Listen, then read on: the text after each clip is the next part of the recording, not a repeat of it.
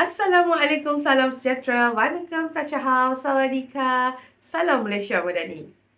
Hari ini saya nak kongsikan sedikit penjelasan penting yang telah disampaikan oleh Perdana Menteri Malaysia kita, iaitu Datuk Seri Anwar Ibrahim dalam sesi pertanyaan Perdana Menteri di Dewan Rakyat baru-baru ini. Perkongsian ini sebenarnya sangat menarik perhatian saya sendiri sebab ia menyentuh tentang AI, iaitu Artificial Intelligence, hak cipta dan masa depan ekonomi negara. Isu yang dibangkitkan adalah berkaitan perkembangan pesat teknologi AI, khususnya penggunaan karya berhak cipta tanpa kebenaran. Kerajaan menegaskan bahawa inovasi teknologi memang digalakkan tetapi ia mesti berkembang secara bertanggungjawab.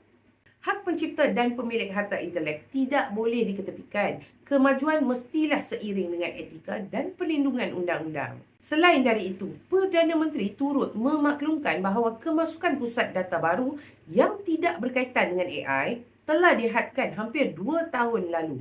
Langkah ini penting bagi mengelakkan beban berlebihan terhadap grid kuasa nasional dan memastikan bekalan elektrik kepada rakyat kekal stabil.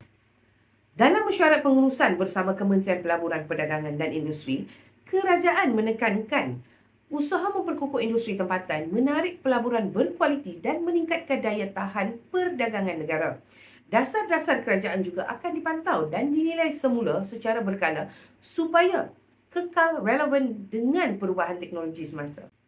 Menyentuh perjanjian perdagangan timbal balik Malaysia Amerika Syarikat pula, ia masih belum berkuat kuasa kerana tertakluk kepada proses ratifikasi undang-undang. Setakat ini pihak Amerika Syarikat belum mengemukakan cadangan tarif untuk diratifikasi. Kerajaan tidak akan tergesa-gesa dan akan meneliti setiap implikasi terhadap ekonomi negara secara menyeluruh. Penjelasan ini turut mengambil kira keputusan Mahkamah Agung Amerika Syarikat yang mengisytiharkan tarif diperkenalkan oleh Donald Trump sebagai tidak sah. Di sini kita boleh lihat sendiri bahawa kerajaan komited memastikan Malaysia akan terus maju di dalam era AI dan perdagangan global. Namun, tetap menjaga kepentingan rakyat, kestabilan ekonomi dan hak pencipta.